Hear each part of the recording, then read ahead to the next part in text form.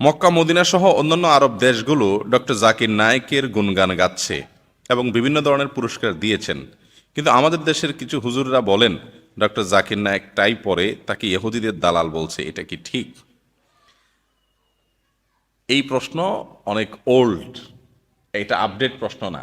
কারণ হলো আমাদের দেশের হুজুরদেরও ম্যাক্সিমাম এখন ডক্টর জাকির নায়েককে সমর্থন করে।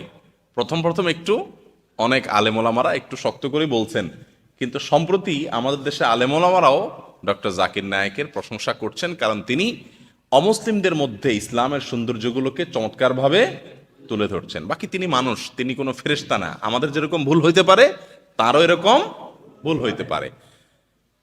এদেশে বা এই পৃথিবীতে কত হাজার কত লক্ষ ডাক্তার আছে, উনি কিন্তু ডাক্তার পেশাগতভাবে একজন চিকিৎসক। চিকিৎসকরা শুধু চিকিৎসাই করে, কিন্তু কোরআন হাদিস পড়ে, বাইবেল গীতা বিভিন্ন ধর্মের বই পুস্তক পড়ে ইসলাম ধর্মকে শ্রেষ্ঠ ধর্ম প্রমাণ করার জন্য একজন ডাক্তারই সবচেয়ে বেশি অগ্রগামী হয়ে গেছেন, তিনি হলেন ডাক্তার জাকির নায়েক।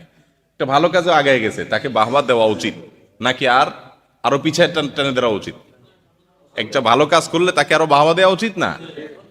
তার মাধ্যমে শত শত শত শত হিন্দু মুসলমান হয়েছে, শত শত খ্রিস্টান মুসলমান হয়েছে। আমি ব্যক্তিগতভাবে দুবাইতে গিয়েছি তার দাওয়াতে, তাকে পাশে থেকে দেখেছি, তার সঙ্গে কথা বলেছি ঘন্টাকে ঘন্টা ধরে। তার মতো বিনয়ী মানুষ, বিনম্র মানুষ, আলেমদেরকে অনেক শ্রদ্ধা করেন।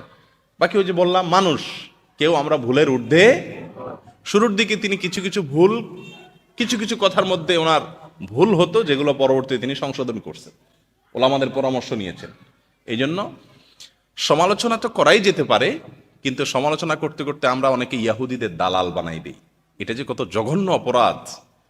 একজন মুসলমানকে আপনি ইয়াহুদিদের দালাল বলা, এটা কবিরা গুনাহ। কিন্তু কবিরা গুনাহ অনেক হুজুররাও আমরা করতেছি। আল্লাহ তাআলা আমাদেরকে বোঝার তৌফিক দান করুন। টাই পরার যে বিষয়টা, ওনাকে সরাসরি আমরা জিজ্ঞাসা করছি টাই পরার বিষয় দুবাইতে। উনি বললেন যে আমি মক্কার ইমামদেরকে জিজ্ঞাসা করেছি, ওনাদের সাথে আমার সম্পর্ক আছে, শেখ সুদাইস অন্যান্য বড় বড় আলেমদেরকে জিজ্ঞাসা করেছি, ওনারা বলেছেন যে এটা পড়া সরাসরি হারাম নিষেধ এরকম বলার কোনো সুযোগ নেই। আমরা অনেকে মনে করি এটা খ্রিস্টানদের, টাইটা খ্রিস্টানদের মার্কা। জাকির নায়েক সাহেব বললেন যে এখনো পর্যন্ত আমি এটা নিয়ে প্রচুর পড়াশোনা করছি, খ্রিস্টানদের ধর্মের কোনো নিদর্শন বহন করে টাই এরকম কিছু আমি এখনো পর্যন্ত পাই নাই। তবে হ্যাঁ, আমরা অবশ্যই বলবো মুত্তাকি পরহেজগার নেককাররা যে ধরনের পোশাক পরে সে ধরনের পোশাক পরাটাই ভালো। কিন্তু তাই বলে টাই পড়ছে দেখে উনি ইহুদিদের দালাল হয়ে গেছে, এটা বলার কোনো সুযোগ নাই।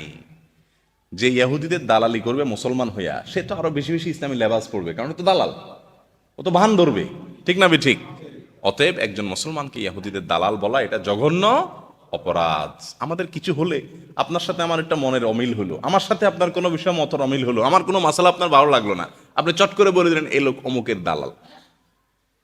এগুলা জঘন্য অপরাধ। এটা গালি দেওয়া, কুধারণা করা, কোনো মুসলমান সম্পর্কে কুধারণা করা জায়েজ আছে? জায়েজ নাই। আল্লাহ আমাদেরকে বোঝার তৌফিক দান করুন।